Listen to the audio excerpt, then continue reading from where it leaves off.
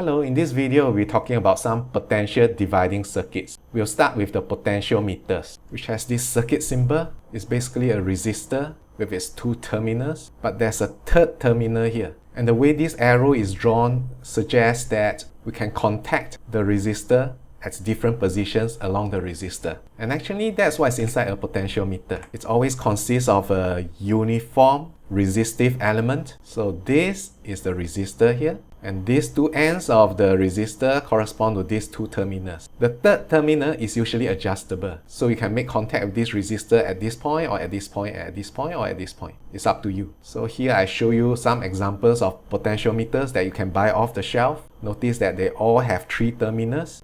This one, the terminals are below. So I show you this photo. See? 1, 2, 3.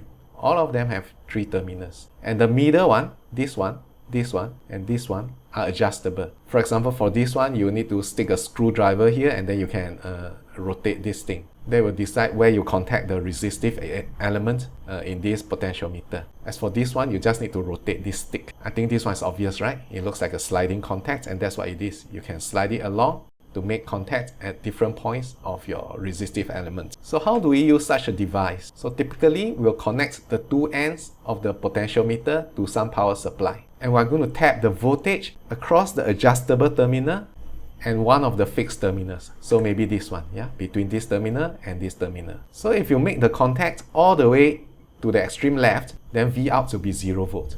If you tap it all the way to the right, then V out will be equals to V in. If you tap it right at the middle, then V out will be half of V in. Do you know why? Yeah, it's just the potential divider principle, yeah? So between here to here is R1. Between here to here is R2. So what you get out here depends on the ratio of the two resistances, which you can adjust by adjusting the position of this third terminal. So if you shift it more to the right, you get a larger V out. Of course, if you want, you can always tap on the other side. If that's the case, then as you shift the contact points rightward, V out will decrease. So basically, the potentiometer allows you to adjust the output voltage by adjusting the adjustable terminal. And I bet you have used one of these potentiometers before in your daily life. For example, these kind of things that you use to adjust the brightness of your lamp, right? Turn to the left, it becomes dimmer. Turn to the right, and your lamp becomes brighter. So this one is actually this potentiometer. Just stick the knob over here, right? So when you're turning this thing, you're actually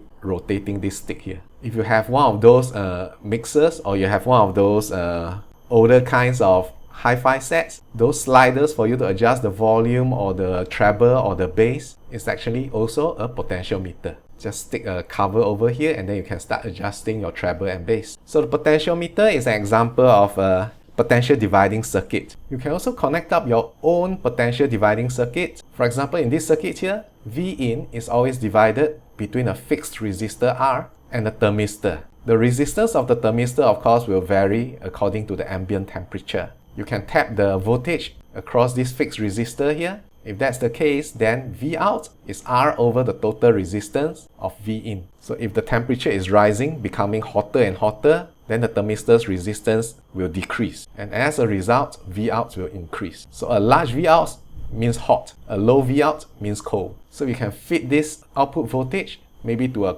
computer chip, and the computer chip will take appropriate action based on the value of V out. So maybe this is sensing the temperature of your laptop. So when it's hot enough, then maybe some controlling circuit will decide to switch on a fan or something. This is another one here. So this one uses a LDR, light dependent resistor, instead of a thermistor. So if you tap the voltage here, then V out is the resistance of the LDR divided by the total resistance times V in. The brighter the surrounding, the smaller the LDR's resistance, which means V out will be small when it's bright and V out will be large when it's dark. So based on this voltage, maybe you automatically switch on a lamp or switch off a lamp. Alright, that's all. Ta-ta!